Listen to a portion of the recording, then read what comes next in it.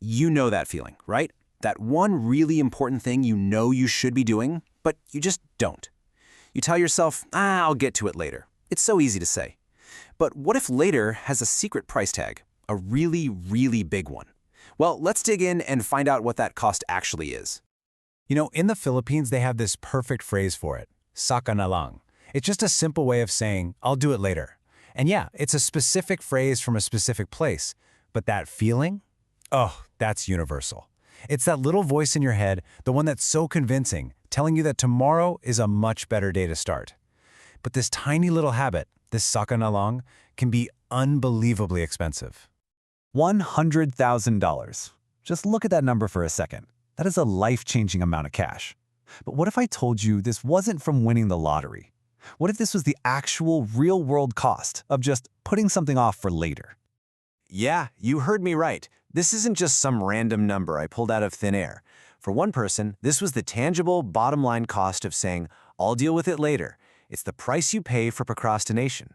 Not in dollars you lose, but in dollars you never even get a chance to earn. Let me show you exactly what I mean. This brings us to a bit of a cautionary tale. It's the story of a $100,000 mistake, and it all started with that simple decision to just wait.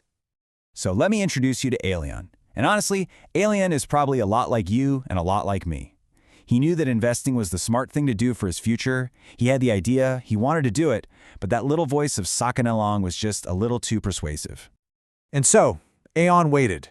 1 year kind of slipped into 2, then that became 3, and bam. Before he even knew it, 7 whole years had just vanished.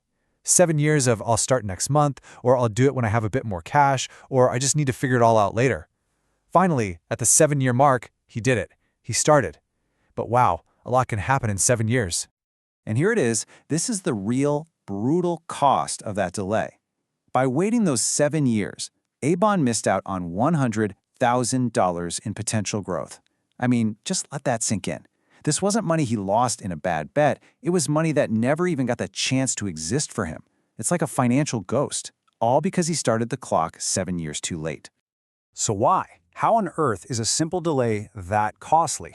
Well, it all comes down to one of the most powerful, almost magical forces in all of finance: time. Aeon's story is the perfect, if painful, example of what happens when time isn't on your team. You know, the investing legend Warren Buffett absolutely nailed it when he said this. The single most powerful asset we all have is time. See, it's not really about being a genius who picks the perfect stock. It's not about timing the market perfectly. It's about how much time you give your money to do its thing.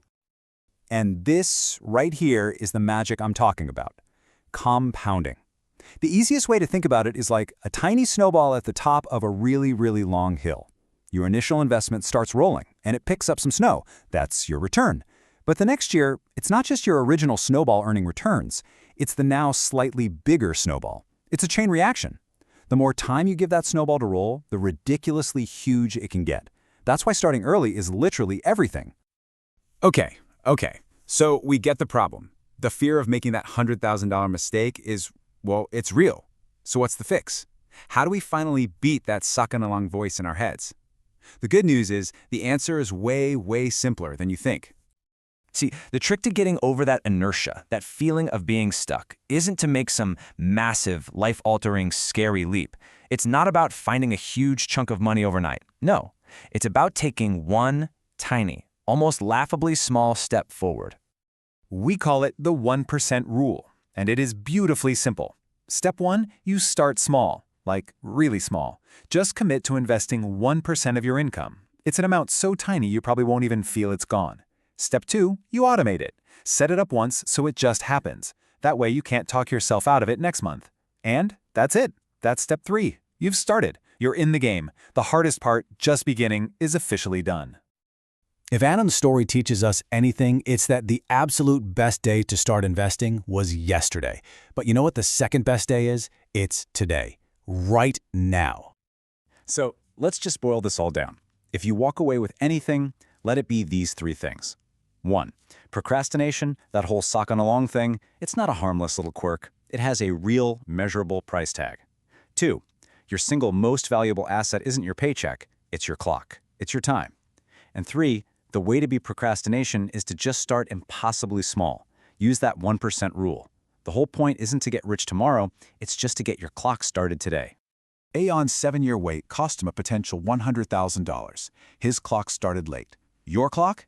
It is ticking right this very second. So the only real question left is, what are you going to do with your time?